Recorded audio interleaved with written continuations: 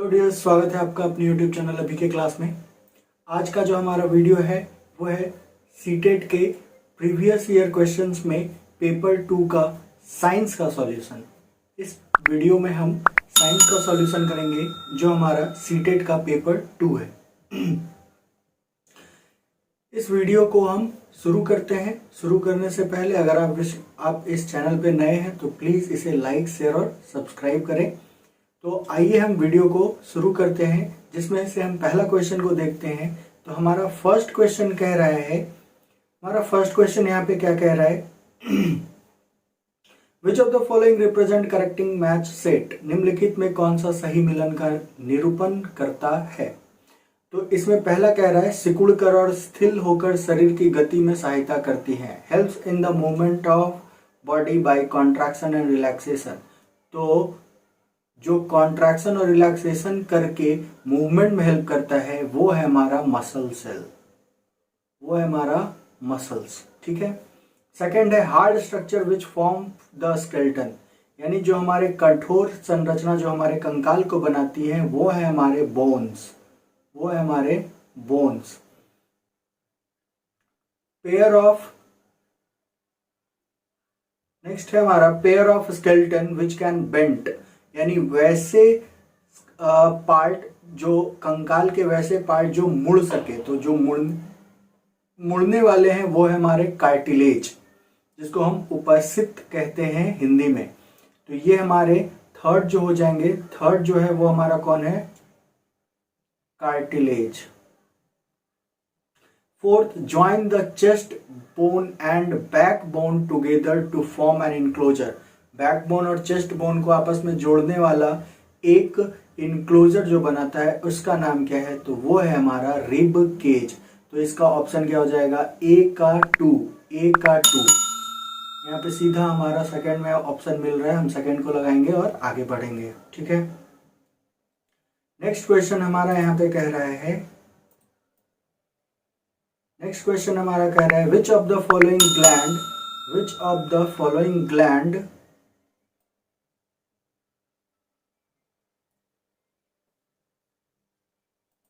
Next question हमारा कह रहा है which of the following gland in human being secrete more than 2 hormones, यानी निम्नलिखित में से जो दिए हुए ग्रंथि हैं उनमें से कौन से 2 से अधिक हार्मोन को सिक्रेट करता है। तो हमारा जो एड्रीनल है, एड्रीनल ग्लैंड जो किडनी के ठीक ऊपर होता है, ये हमारा 2 करता है, जो है कॉर्टिसोल एंड एल्डोस्टेरोन।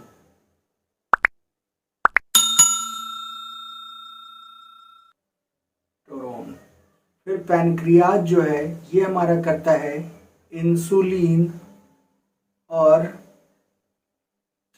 ग्लूकागोन।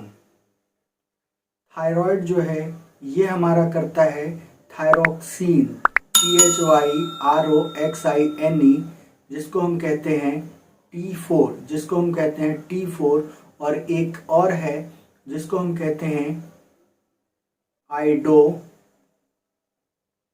थायरोडीन, और ये कहलाता है T3। यानी थायराइड करता है T3 और T4। इसमें से तो जो पिट्यूटरी ग्लैंड है ये हमारा 2 से अधिक करता है, और इसे हम मास्टर ग्लैंड भी कहते हैं। इसे हम मास्टर ग्लैंड भी कहते हैं क्योंकि इसके बहुत सारे सिक्रीशंस हैं। उनमें से कुछ सिक्रीशंस है जिसको हम कहते हैं, इसे हम पीयूष ग्रंथि हमारा 2 से अधिक हार्मोन को सिक्रेट करता है, और इनमें से कुछ जो है उसको बोलते हैं TSH, thyroid stimulating hormone, HG, human growth hormone HGH, ACTH, और एक है FSH, फॉलिकल स्टिमुलेटिंग हार्मोन। ये सारे जो हार्मोन है वो हमारे पीयूष ग्रंथि के द्वारा सिक्रेट किया जाता है, जो क्या करता है, जो और सारे ग्लैंड्स को, और सारे ग्रंथियों को नियंत्रित करता है या उन्हें काम करने में ये क्या करता है, मदद करता है या उनको नियंत्रित करता है। इसलिए इसे हम मास्टर ग्लैंड भी कहते हैं। ये हमारा क्या है, तो हाइपोथैलेमस से जुड़ा होता है, और ये ब्रेन के नीचे प्रेजेंट होता है, ब्रेन के बेस के पास ये प्रेजेंट होता है। इस तरह से यहाँ पे ये हमारा पिट्यूटरी ग्लैंड प्रेजेंट होता है जो एक से अधिक हार्मोन को सिक्रीट करते हैं। नेक्स्ट क्वेश्चन में हम देखते हैं तो नेक्स्ट क्वेश्चन हमारा कह रहा है which of the following gland, ये तो हो गया। नेक्स्ट क्वेश्चन है हमारा विच of the following statement is true, यानी नीचे दिए गए कथन में कौन सही है। तो पहला है all metals are solid. All metals are solid, अधिकांशतः मोस्ट मेटल्स आर सॉलिड, अधिकांशतः जो धातुएं होती हैं वो ठोस होती हैं, परंतु कुछ एक्सेप्शन है जिसमें हमारा है मर्क्यूरी। मर्क्यूरी ये क्या है, लिक्विड एट रूम टेम्परेचर, और एक ब्रोमीन जो हमारा लिक्विड एट रूम टेम्परेचर है जो कि नॉन मेटल है। ऑल मेटल्स आर हार्ड, कुछ मेटल्स अधिकांशतः हार्ड होते हैं क्योंकि वो सॉलिड हैं, और कुछ ऐसे भी होते हैं जो सॉफ्ट होते हैं जिनको हम सिंपल नाइफ से काट सकते हैं, चाकू से काट सकते हैं, और उनका नाम है क्या है, सोडियम एंड पोटेशियम। ये दोनों हाईली रिएक्टिव हैं, इसलिए सोडियम को हम कहाँ रखते हैं, केरोसिन में। ठीक है, इन दोनों को हम केरोसिन में रखते हैं। All non metal are gases, all non metal are gases. Last का ऑप्शन हम देखते हैं all non metal are non ductile. तो मेटल का जो क्राइटेरिया है वो है, the main criteria of metals are they are ductile. Ductile क्या होता है, या अत्यन्य किसे कहते हैं, तो ये वो प्रॉपर्टी है जिसके द्वारा हम किसी भी मेटल को किस में बदल सकते हैं, वायर्स में बदल सकते हैं। किस में बदल सकते हैं, वायर्स में। यानी जिस प्रॉपर्टी के द्वारा हम किसी भी मेटल्स को वायर्स में बदल सकते हैं, या किसी भी धातु को हम तार के रूप में बदल सकते हैं, वैसे को हम क्या कहते हैं, उस प्रॉपर्टी को हम कहते हैं डक्टाइल। उस प्रॉपर्टी को हम क्या कहते हैं, डक्टिलिटी, या वो डक्टाइल होते हैं। तो जो नॉन मेटल होते हैं वो नॉन डक्टाइल होते हैं, और ये हमारा ऑप्शन 4 नंबर सही है। नेक्स्ट क्वेश्चन अगर हम देखते हैं तो नेक्स्ट क्वेश्चन में हमारा कह रहा है Y is a man made fibre obtained from a natural source, what could be Y. तो यहाँ पे अगर हम तीनों देखते हैं तो ये दोनों जो है, ये दोनों सिंथेटिक फाइबर हैं। ये दोनों क्या हैं, सिंथेटिक फाइबर्स हैं। और जूट जो है ये नेचुरल फाइबर है। जूट जो है वो क्या है, प्राकृतिक फाइबर है या प्राकृतिक रेसे हैं। रेयोन जो है ये सेमी सिंथेटिक है। ये कैसे हैं, सेमी सिंथेटिक, या इसको हम बोल सकते हैं इसको हम क्या कह सकते हैं, अर्ध मानव निर्मित। ये अर्ध मानव निर्मित है। ये इसको किसके द्वारा बनाया जाता है, तो सेलुलोज जो होता है, सेलुलोज को ट्रीट किया जाता है केमिकल के द्वारा। उसके बाद उससे क्या बनता है, रेयोन, और इसी रेयोन को हम कहते हैं आर्टिफिशियल सिल्क। इसे हम क्या कहते हैं, आर्टिफिशियल सिल्क, या इसे हम कहते हैं कृत्रिम रेशम। कृत्रिम रेशम किसे कहेंगे, रेयोन को। नाइलोन क्या होता है, नाइलोन हल्का होता है और ये बहुत ही टेंसाइल होते हैं, यानी इनके पास जो क्षमता होती है ये टूटते आसानी से नहीं है, और ये बहुत ही मजबूत होते हैं। इसलिए इसको हम लोग जो एवरेस्ट पे चढ़ते हैं या माउंटेनर्स होते हैं वो इसको क्लाइंबर रोप के तौर पे यूज करते हैं, या इसका नेस्ट वगैरह तैयार किया जाता है। जो नाइलोन होता है ये एक पॉलीमर है, ठीक है, ये एक पॉलीमर है जो पॉलीअमाइड से बना है। और ये जो नाइलोन है ये क्या है, पॉलीमर है किसका, पॉलीअमाइड। और जो एरिसाइक्लिक है वो भी एक तरह का पॉलीमर है जो बना है।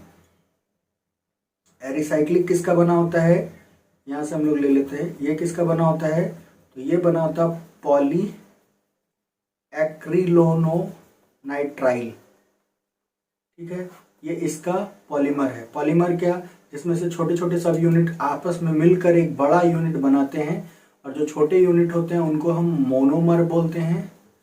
और जब ये मोनोमर आपस में जुड़ते हैं और एक लार्ज यूनिट को बनाते हैं, उस लार्ज यूनिट को हम कहते हैं पॉलीमरेज। पॉलीमर। ठीक है, उसे हम क्या कहते हैं? पॉलीमर।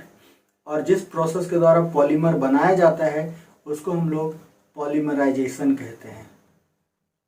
उसे हम क्या कहते हैं? पॉलीमराइजेशन, यानी इसको कहते हैं बहुलीकरण। इसको हम क्या कहते हैं? बहुलक। बहुलक। और इसको हम कहते हैं एकक। ठीक है, नेक्स्ट क्वेश्चन हम देखते हैं। नेक्स्ट क्वेश्चन में हमारा कह रहा है कि डोमेस्टिक फ्यूल का निम्न में से कौन सा होना चाहिए? तो कैलोरीफिक वैल्यू क्या होना चाहिए? कैलोरीफिक वैल्यू हाई, लो, मॉडरेट। तो ये तीनों, जिसका कैलोरीफिक वैल्यू जितना ज्यादा होगा यानी उष्मीय मान जितना होगा, कैलोरीफिक वैल्यू क्या होता है? तो the amount of heat produced while burning 1 kg, यानी 1 किलोग्राम ईंधन को जलाने पर जितना उष्मा उत्पन्न होता है उसे हम उष्मीय मान कहते हैं, या उसे हम उस ईंधन का कैलोरीफिक वैल्यू कहते हैं। तो घरेलू यूज के लिए इसका उष्मीय मान, यानी वैसे ईंधन जिनका उष्मीय मान मॉडरेट होता है या मध्यम होता है, उनको हम रखेंगे। स्टेट क्या होना चाहिए? ऐसा स्टेट होना चाहिए जिसको हम आसानी से एक जगह से दूसरे जगह लेकर जा सकते हैं, तो वो गैस। और जो इग्निशन टेम्परेचर है, इग्निशन टेम्परेचर क्या है? वह न्यूनतम तापमान जिस तापमान पर कोई भी सब्सटेंस या कोई भी पदार्थ जलना शुरू कर दे, उस तापमान को हम कहते हैं इग्निशन टेम्परेचर, यानी the minimum temperature at which a substance starts to burn. तो उस ईंधन का जो इग्निशन तापमान है या ज्वलन ताप है वो कम होना चाहिए, ताकि उसको आसानी से यूज किया जा सकता है।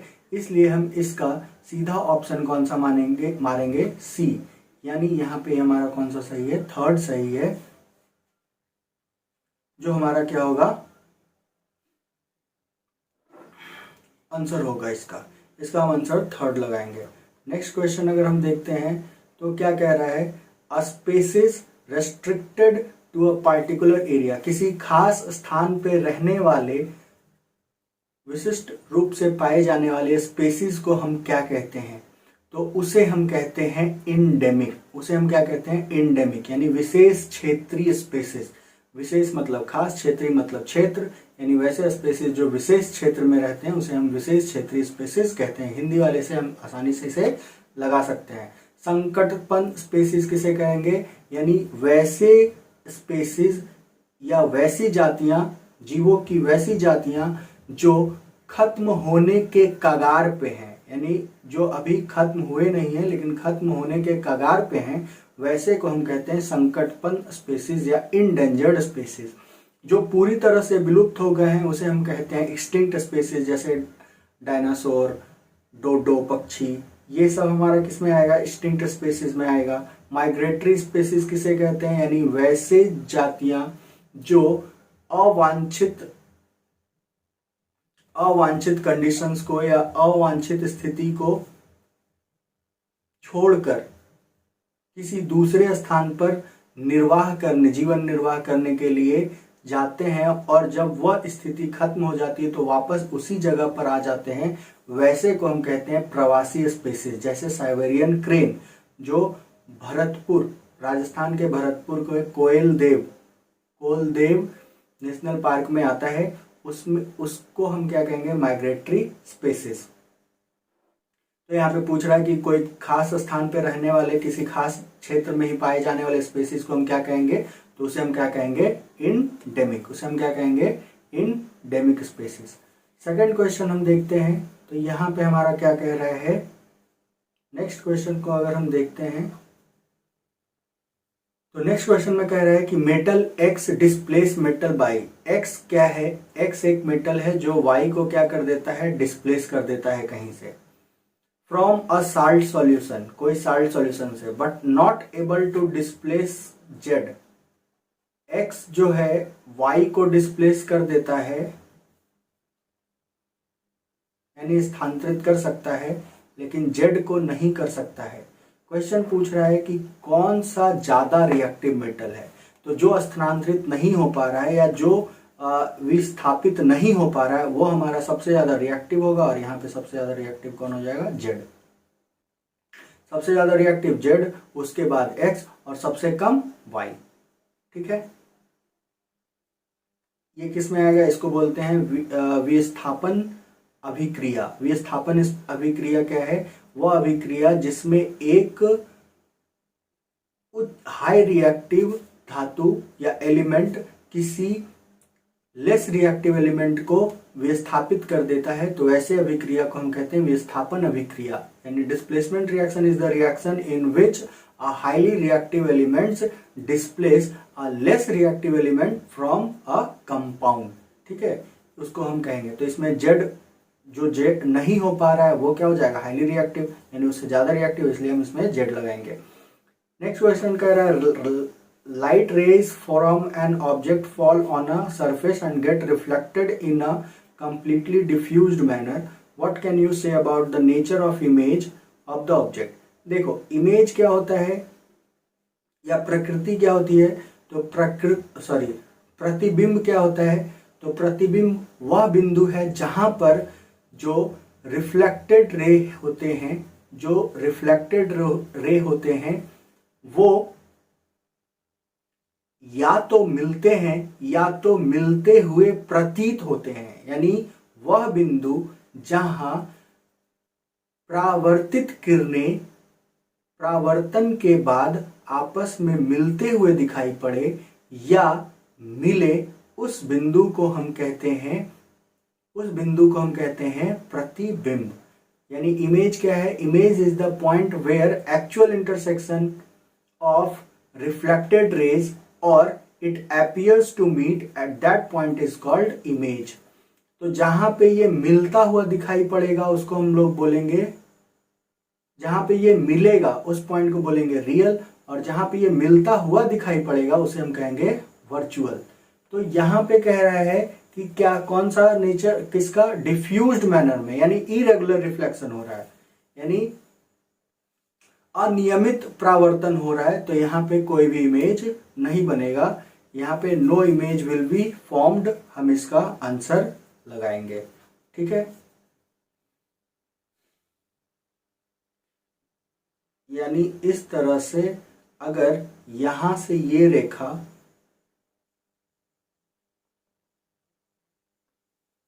जिस स्थान पे ये कटता हुआ दिखाई पड़ेगा, एक इस तरह से,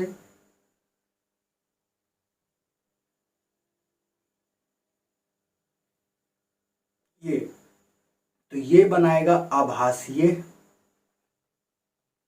और ये बनाएगा वास्तविक। दोनों क्या कहलाएंगे? प्रतिबिंब। ठीक है, आभासीय प्रतिबिंब को पर्दे पे नहीं उतारा जा सकता और वास्तविक प्रतिबिंब को पर्दे पे उतारा जा सकता है।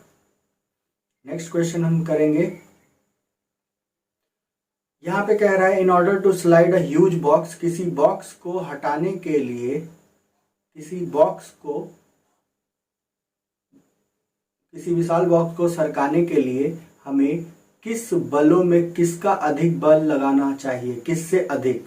तो ग्रेविटेशनल फोर्स क्या है? ग्रेविटेशनल या गुरुत्वाकर्षण बल, यानी वह बल जो कहाँ लगेगा? पृथ्वी की ओर। दूसरा नॉर्मल फोर्स, ये इसको कैंसिल करने के लिए ऊपर की ओर लगता है, इसको बोलते हैं नॉर्मल रिएक्शन। ये हो गया हमारा ग्रेविटेशनल फोर्स। दूसरा है मस्कुलर फोर्स, जो हम इसको पुश करेंगे तो इसके अपोजिट एक फ्रिक्शन लगेगा, जो फोर्स लगेगा उसको हम लोग बोलते हैं friction.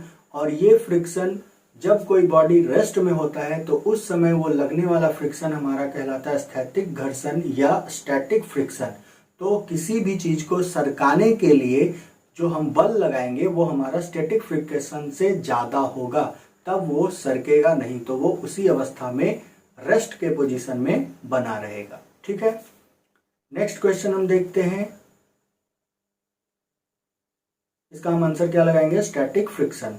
Identify the correct statement from the following. Lower the frequency of the vibration, higher the pitch. यहां पे हम लोग याद रखेंगे जो पिच है वो डायरेक्टली प्रोपोर्शनल है किसके, फ्रीक्वेंसी के। यानी फ्रीक्वेंसी बढ़ेगा यानी फ्रीक्वेंसी ज़्यादा होगा तो पिच ज़्यादा होगा, अगर फ्रीक्वेंसी कम होगा तो पिच कम होगा। ठीक है, सॉरी पिच कम होगा। तो यहाँ पे लोअर द फ्रीक्वेंसी तो लोअर द पिच, तो पहला ऑप्शन गलत है हमारा। दूसरा लाउडनेस, लाउडनेस तो लाउडनेस जो होता है, loudness is directly proportional to amplitude. Amplitude, ये एम्पलीट्यूड क्या है, तो एम्पलीट्यूड हमारा है जिसको हम आयाम कहते हैं, आयाम कहते हैं। तो अगर ये हमारा एक बॉब है तो इसका जो मैक्सिमम डिस्प्लेसमेंट एक पोजीशन से दूसरे पोजीशन पे यानी mean position to extreme position पे जो मैक्सिमम डिस्प्लेसमेंट होता है उसे हम कहते हैं एम्पलीट्यूड। तो लाउडनेस जो डिपेंड करता है वो एम्पलीट्यूड पे डिपेंड करता है। सेकंड जो है loudness of sound is determine the frequency of vibration. यहाँ पे क्या हो जाएगा, sound can not travel through vacuum. तो इसमें से कौन सा सही बोल रहा है, तो सेकंड भी ऑप्शन क्या है, तो लाउडनेस हमारा कौन डिटरमाइन करेगा, एम्पलीट्यूड डिटरमाइन करेगा। Pitch of sound is determined by it's amplitude. Amplitude से क्या होता है, तो लाउडनेस होता है, लाउडनेस डिटरमाइन होता है। तो पिच किससे होता है, तो पिच फ्रीक्वेंसी से होता है। यानी 4 नंबर भी गलत है, हमारा आंसर कौन है, सही है 3 नंबर। यानी साउंड जो है वैक्यूम में ट्रैवल नहीं करेगा। साउंड को ट्रैवल करने के लिए मीडियम रिक्वायर्ड होता है और ये सॉलिड लिक्विड गैस में ट्रैवल कर सकते हैं, जिसमें मैक्सिमम जो करेगा वो सॉलिड में करेगा। ठीक है, क्योंकि इसके जो पार्टिकल्स हैं वो कंप्रेशन और रेफ्रैक्शन के द्वारा आगे बढ़ते हैं। यानी जिसमें जितना इंटरमॉलिक्यूलर स्पेस कम होगा उतना ही ज़्यादा उसमें वो ट्रैवल करेगा तेजी से। नेक्स्ट क्वेश्चन को हम देखते हैं, which of the following set compromise liquid which are poor conductor of electricity. Poor conductor of electricity करना है तो इसमें टैप वाटर है तो ये हमारा इलेक्ट्रिसिटी को कंडक्ट करेगा। Salt solution, lemon juice, vinegar, salt solution है तो ये भी हमारा करेगा। थर्ड क्वेश्चन देखते हैं, तो विनेगर, लेमन जूस ये भी करेगा। तो पुअर हमारा कौन सा हो जाएगा, 3 नंबर। यानी 3 नंबर वाले जो हैं वो इलेक्ट्रिसिटी को कंडक्ट नहीं करेंगे। नेक्स्ट क्वेश्चन है, which of the following set comprises chemical change. Chemical change क्या होता है या केमिकल परिवर्तन क्या होता है, रासायनिक परिवर्तन क्या होता है, वैसे परिवर्तन जिनमें नए पदार्थों का निर्माण होता है। ठीक है, और जिनको वापस बदला नहीं जा सकता है।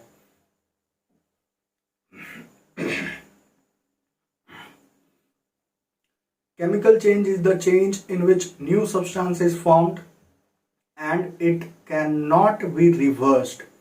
यानी जिसको फिर से रिवर्स नहीं किया जा सकता है उनको हम क्या बोलेंगे, उनको हम बोलेंगे केमिकल चेंज। और जिनमें नए सब्सटेंस का फॉर्मेशन होता है उनको भी हम कहते हैं केमिकल चेंज। तो इसमें से पहला है option boiling of water. Boiling of water को वापस से क्या कर सकते हैं, बॉइलिंग ऑफ वाटर करेंगे तो क्या चेंज होगा, वेपर को हम फिर से वाटर में चेंज कर सकते हैं। तो ये हमारा हो सकता है, क्योंकि रस्टिंग ऑफ आयरन एक केमिकल चेंज का एग्जांपल है, लेकिन इसमें बॉइलिंग ऑफ वाटर है तो ये फिजिकल चेंज का एग्जांपल है। पहला ऑप्शन गलत। डिसॉल्विंग साल्ट इन वाटर, इसको हम फिर से इवेपोरेशन प्रोसेस के द्वारा हम फिर से रीऑब्टेन कर सकते हैं, इसलिए सेकंड ऑप्शन भी हमारा निकल गया। Cooking of food, boiling of water, dissolving sugar in water, ये भी हमारा 2 जो है वो फिजिकल चेंज का एग्जांपल है। थर्ड देखते हैं, burning of iron, rusting of iron, paper, digestion of food, ये हमारा केमिकल चेंज का एग्जांपल है, क्योंकि इनको हम रिवर्स नहीं कर सकते हैं। और इन दोनों में इनमें क्या है, इनमें न्यू सब्सटेंस का फॉर्मेशन होता है। नेक्स्ट क्वेश्चन है, Neha was cycling to the market to buy some grocery item, the market is 4 kilometre away from home. यानी जो नीना है वो अपने घर से निकलकर कहाँ जाती है, मार्केट जाती है, जो कितना दूर है, 4 किलोमीटर दूर है। She travels at a speed of 12 kilometre for first 10 minute, 10 minute के लिए वो कितने स्पीड से चलती है, तो ये चलती है 12 kilometre per hour. On her way she meets her friend Nikita and stop to chat with her 15 minute, 15 minute तक वो क्या करती है, बात करती है। She resume her journey at a speed of 8 kilometre per hour. फिर वो कितने स्पीड से चलती है? 8 kilometre per our. What is his average speed for the journey? उसका एवरेज स्पीड बताना है हम लोगों को उसके जर्नी में। तो उसको टोटल टाइम कितना लगा? तो उसको टोटल टाइम लगा यहाँ पे 10 और 15 25। तो यहाँ पे हम निकाल लेंगे टोटल डिस्टेंस कवर्ड बाय, यानी पूरा डिस्टेंस 10 मिनट में जो कवर्ड किया गया वो कितना है? तो 10 मिनट में डिस्टेंस के लिए क्या होता है? Speed into time. Distance equals to speed into time. तो स्पीड हमारा कितना है? 12 और टाइम कितना है? 10। 10 क्या है? तो मिनट में है, इसको आवर में चेंज कर दो। 6 2 जा 12, यानी कितना किलोमीटर उसने कवर कर लिया? 2 किलोमीटर उसने 10 मिनट में कवर कर लिया। बाकी उसके बचे 2 किलोमीटर जिसको वो कितने में कवर करेगी? तो 2 किलोमीटर वो 8 किलोमीटर पर आवर पे कवर करेगी। तो टाइम हम निकाल लेंगे, सेकेंड टाइम, ये टाइम जो निकलेगा वो 8 किलोमीटर। बाकी जो रिमेनिंग टाइम हम बोल सकते हैं time taken to cover remaining 2 kilometre. तो 2 किलोमीटर कवर करने के लिए क्या हो जाएगा? तो टाइम इक्वल्स टू होता है डिस्टेंस बाय स्पीड। तो डिस्टेंस 2, स्पीड कितना है? 8, यानी 1/4। इसको हम मिनट में चेंज कर देंगे, 22 इंटू 60, यानी कितना? 15 मिनट। कितना लेगी? 15 मिनट। यानी इसका एवरेज स्पीड अगर हम निकालते हैं, एवरेज स्पीड इक्वल्स टू क्या होता है? Total distance by total time taken. तो टोटल डिस्टेंस कितना है? 4। टोटल टाइम टेकन कितना लिया उसने? 10 मिनट इधर, और इसमें कितना लिया उसने? 15 मिनट। तो 15 और 10 25, 25 और 15 मिनट वो लैप्स भी हुआ, वो भी काउंट हो जाएगा। तो 15 और 25 कितना हो गया? 15 और 25, 25 5 30, 30 और 10 40। तो बाई 40 इंटू 60 कर देंगे तो ये कितना हो जाएगा? तो ये हमारा 6 किलोमीटर पर आवर उसका क्या हो गया? स्पीड हो गया, एवरेज स्पीड। इसको हम डायरेक्टली भी कर सकते हैं, 2 इंटू 12 इंटू 8 इंटू 20।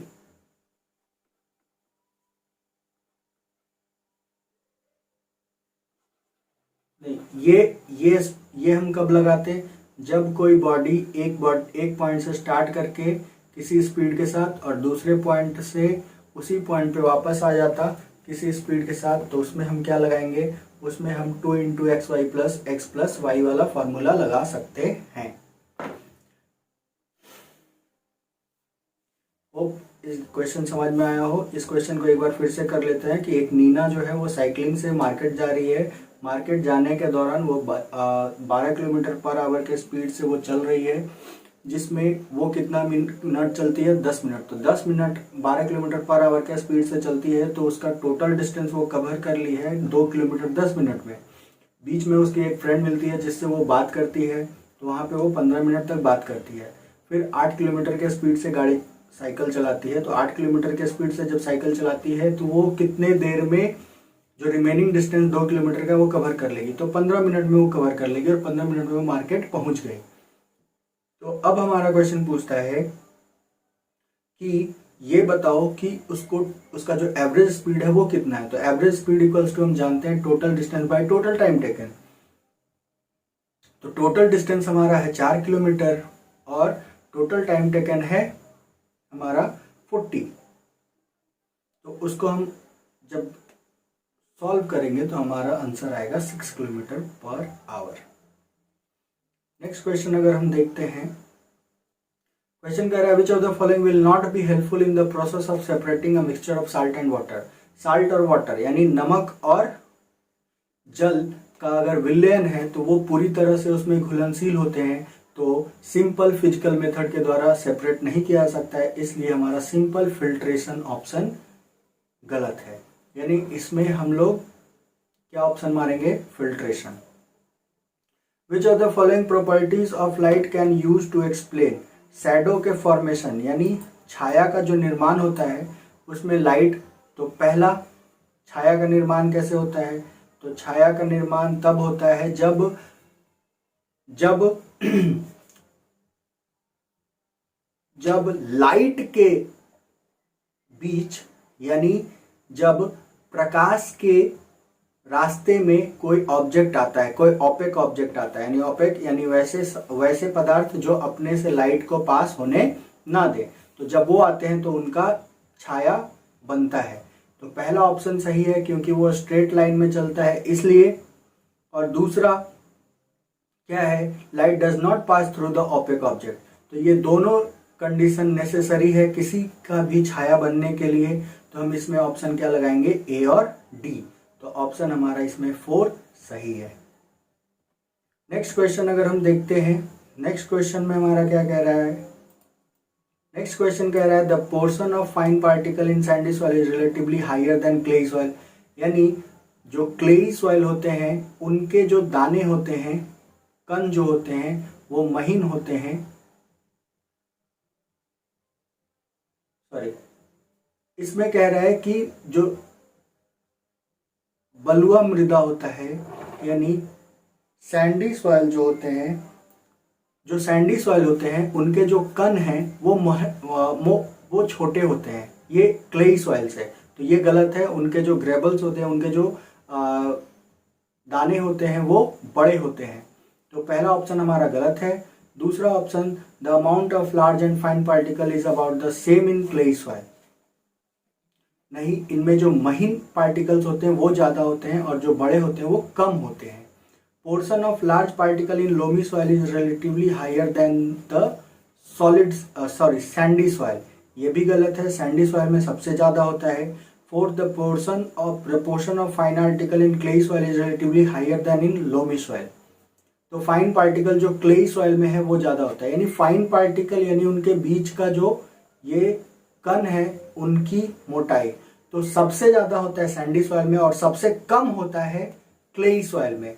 यानी वाटर होल्डिंग कैपेसिटी, यानी पानी को अपने अंदर रखने की क्षमता सबसे ज़्यादा होती है क्लेई सॉइल की, जिसको हम चिकनी मिट्टी बोलते हैं, और सबसे कम होती है सैंडी सॉइल की, जिसको हम बलुआ मृदा कहते हैं। नेक्स्ट क्वेश्चन हम देखते हैं deficiency of vitamin X cause bleeding gums. Bleeding gums हो रहा है यानी मसूड़ों से खून आना। तो ये होता है, ये है स्कर्वी, ये है स्कर्वी, जो किसके कारण होता है? विटामिन सी के कमी के कारण होता है। This vitamin is essential for absorption of mineral Y. Y के एब्जॉर्प्शन में ये हेल्पफुल है। तो ये हमारा किस में हेल्पफुल होता है? तो ये आयरन के एब्जॉर्प्शन में हेल्प करता है। तो वाई हमारा आयरन हो गया। X is found in food. X जो है विटामिन जो है वो फूड में पाया जाता है, जेड फूड में। तो विटामिन सी जो होते हैं वो साइट्रस फूड में, जितने भी खट्टे पदार्थ होते हैं, खट्टे फ्रूट जो होते हैं उनमें हमारा विटामिन सी होता है। तो हमारा ये ऑप्शन हम सेकंड ऑप्शन लगाएंगे जो कि हमारा सही है। नेक्स्ट क्वेश्चन कह रहा है which of the following statement best describe the nature of science. जो नेचर ऑफ साइंस है वो कैसा है? Social in nature. कैसा नेचर है इसका? Social in nature. Is a system of beliefs, विश्वासों की एक प्रणाली है। विश्वास, प्रयोग, अवलोकन, ये सभी विज्ञान के रूप हैं। Scientist are totally objective in their work, अपने कार्य में पूर्ण रूप से निष्पक्ष होते हैं। इनके अलावा भी कुछ है, वैज्ञानिक विधि अनुसंधान के संचालन के लिए एकमात्र मार्गदर्शक हैं। The scientific method is the only guide for conduct. कुछ हाइपोथेसिस भी होते हैं, कुछ माना भी जाता है। तो इसमें जो सबसे सही सटीक है वो हमारा है सोशल इन नेचर। तो हमारा प्राकृतिक जो है विज्ञान प्रकृति में सर्वव्यापी है। फिजिक्स टोटली जो है नेचुरल फिनोमिनन पे डिपेंडेंट है। कंजेटिव validity in science curriculum means, विज्ञान की पाठचर्या में संज्ञानात्मक होता है। द वे ऑफ लर्निंग, किस तरह से हम उसको पढ़ते हैं, ठीक है, वे ऑफ लर्निंग। हम लोग वे ऑफ लर्निंग और प्रोसेस ऑफ लर्निंग की कैसे हम लोग इसमें सीखते हैं। तो साइंस को सीखने के लिए सबसे अच्छा है हमारा सबसे अच्छा है शिक्षार्थों the adaptation of content as per the cognitive level of learner. यानी हम किसी चीज को सिखाने के लिए जो सीखने वाले जो हैं उनके लेवल को देखते हुए हम उसको पढ़ाएं। तो विज्ञान की पाठचर्या में ये जरूरी है, तो हम इसका ऑप्शन सेकंड सही लगाएंगे। नेक्स्ट है हमारा according to NCF in the upper primary stage science curriculum which of the following is recommended. तो इसमें हमारा कौन सा रिकमेंड किया गया है साइंस करिकुलम के अकॉर्डिंग, एनसीएफ 2005 के अकॉर्डिंग। तो एनसीएफ 2005 के अकॉर्डिंग अगर हम देखते हैं तो इसमें अगर हम पहला ऑप्शन देखते हैं तो concept should be link to making a sense of everyday experience. दिन प्रतिदिन जो है डेली के समझ को विकसित करने, यानी जो कॉन्सेप्ट्स होने चाहिए वो उसके ऊपर बेस्ड होने चाहिए। Concept should B arrive at from activity और एक्सपेरिमेंट।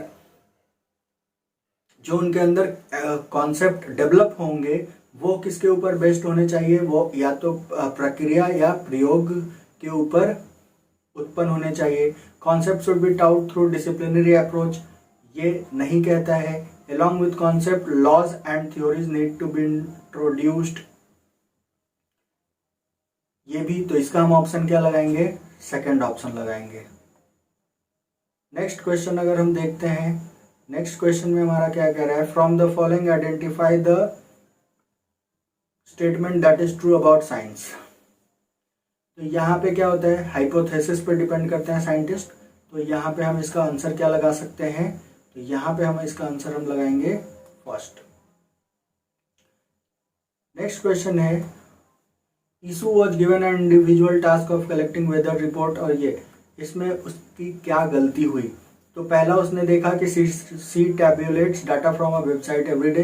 तो क्लाइमेटिक अगर कहीं के भी वेदर रिपोर्ट को देखना है तो वहाँ के वेबसाइट और न्यूज या फिर पेपर्स से हम कलेक्ट कर सकते हैं। She arrive a conclusion that rain may or may not take place in the coming week, हो भी सकती है नहीं भी हो सकती है। She conducts that decrease humidity increase the likelihood of rainfall, यानी यहाँ पे जो ह्यूमिडिटी है वो क्या है, ह्यूमिडिटी यानी the amount of water vapour present in या the amount of water vapour present in air.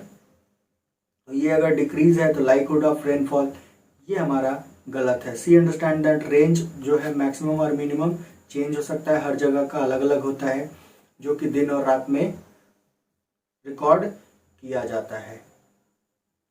Next question अगर हम देखते हैं, which of the following is a useful strategy to understand conceptual gaps in learner. निम्नलिखित में क्या शिक्षार्थियों में संकल्पना की कमी को समझने के लिए एक उपयोग रणनीति है। प्रश्नोत्तरी सत्रों का आयोजन करना, ऑर्गेनाइज क्यूजेस, प्रयोगात्मक कौशलों का अवलोकन करना, अवधारण मानचित्र का उपयोग करना। तो इसमें हम सीधा ऑप्शन थर्ड लगाएंगे, अवधारण मानचित्रण का उपयोग करना, ये इसका सही ऑप्शन है। नेक्स्ट क्वेश्चन है, टू एनकरेज मोर गर्ल को ज़्यादा इंकरेज करने के लिए हम क्या करेंगे, तो इस तरह से उसको ऑर्गेनाइज करेंगे ताकि ज़्यादा से ज़्यादा पार्टिसिपेंट कौन हो, या ज़्यादा से ज़्यादा पार्टिसिपेट हमारे जो क्लास के गर्ल्स हैं वो करें। तो इसमें हम लोग क्या बता सकते हैं, इसका ऑप्शन क्या होगा, तो engage a student in examining myths and stereotype about science, use gender sensitive language, encourage your student to do so, be mindful. ये हम सीधा लगाएंगे ऑप्शन सेकंड, कि हमेशा और हमेशा क्या होना चाहिए, जो लड़कियां हैं वो हावी हों क्विज में और उनका इंटरेस्ट ज़्यादा हो, तब वो क्या होंगे, इस पे इनकरेज होंगे। नेक्स्ट क्वेश्चन है, science teachers need ask to more divergent question because, ज़्यादा से ज़्यादा डाइवर्जेंट क्वेश्चन पूछना चाहिए, आप सारी क्वेश्चन पूछना चाहिए। क्यों, इसके कारण क्या होता है, तो इससे हमारा क्या होता है, तो इससे पहला है, it stimulate the development critical thinking, ये बढ़ाता है उसको। It direct a student to correct answer,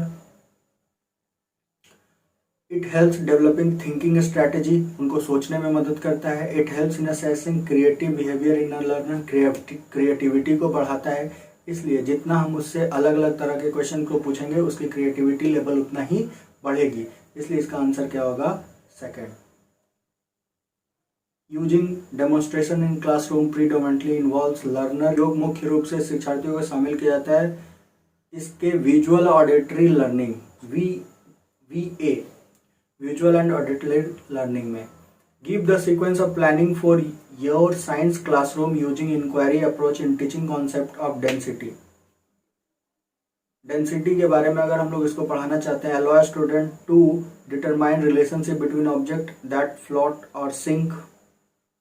density के बारे में, अगर डेंसिटी के बारे में बताना चाहते हैं यानी मास बाई वॉल्यूम उसको हम बताना चाहते हैं, या घनत्व के बारे में उसको बताना चाहते हैं, तो इसमें तीनों में से पहला कौन होगा? तो allow student to play with water in a tub with different object. Ask a student to design a small boat that carry a weight of 1 kg। तो इसको हम पहले उसको क्या बोलेंगे कि एक क्या करो, एक पहले उसको हम वाटर से खेलने में मदद करेंगे, अलग अलग तरह के ऑब्जेक्ट के साथ वो खेलेगा। उसके बाद हम उसमें क्या देखेंगे, उसको अलाउ करेंगे कि वो देखे उसमें कि कौन सा ऑब्जेक्ट उसमें डूब रहा है, कौन सा ऑब्जेक्ट उसमें तैर रहा है। BAC यहाँ का इसका सही सीक्वेंस है BAC। नेक्स्ट क्वेश्चन अगर हम देखते हैं तो इसमें कह रहा है वाई जब plant which does not have chlorophyll. तो सभी में से अगर हम देखते हैं तो कस्कुटा जो है वो एक पैरासाइट है, ठीक है। एल्गे जो है फोटोसिंथेटिक है, पीचर प्लांट दोनों है, इंसेक्ट भी खा के अपने नाइट्रोजन के को प्रोड्यूस करता है, अपने फूड को जो इसको रिक्वायर्ड है वो प्रोड्यूस करता है। जब इसको इंसेक्ट नहीं मिलते हैं तो ये फोटोसिंथेसिस भी करता है। मैपल ट्री में भी प्रेजेंट होता है, तो किस में प्रेजेंट नहीं होगा? कस्कुटा में। तो हम इसका आंसर क्या लगाएंगे? Cuscuta. Which of the following statement is correct? कौन सा इसमें सही है?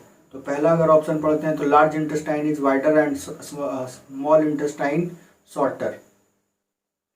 तो लार्ज इंटेस्टाइन का नाम इसलिए पड़ा है क्योंकि इसका जो ट्यूब होता है वो वाइडर होता है, और स्मॉल इंटेस्टाइन का जो ट्यूब होता है वो शॉर्टर होता है या नैरो होता है, ठीक है। यहाँ पे बोल रहा है absorption of digested food takes place in large intestine, absorption small intestine में होता है। Assimilation of food takes place in large intestine, ये भी हमारा एसिमुलेशन जो है वो स्मॉल इंटेस्टाइन में होता है। Large intestine has finger like projection called villi, ये स्मॉल इंटेस्टाइन में जहाँ पे क्या होता है?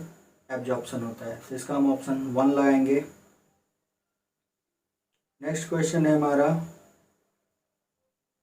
Name which of the following statement is not true regarding life cycle of silk worm. तो सिल्क वॉर्म जो होता है, larva of silk moth are called caterpillar, सही है। प्यूपा डेवलप्स इनटू कैटरपिलर, जो कैटरपिलर होते हैं वो प्यूपा में बनते हैं, तो ये हमारा गलत है option. Silk fibre are protein secreted by caterpillar, ये जो सिल्क फाइबर होते हैं वो प्रोटीन होते हैं, और वो प्रोटीन जो होते हैं वो फाइब्रोनीन होते हैं। The silk yarn is obtained from the cocoon of the silk moth, ये सही है क्योंकि जब वो अंदर जो इंसेक्ट होता है यानी जो कैटरपिलर होता है वो मूव करता है, जिसके कारण से वो जो थ्रेड लाइक स्ट्रक्चर है वो उसमें रोटेट हो जाता है। तो इसका ऑप्शन कौन सा हो जाएगा सही? Question number 2, sorry option number 2। तो अगर वीडियो अच्छा लगा हो तो लाइक शेयर और सब्सक्राइब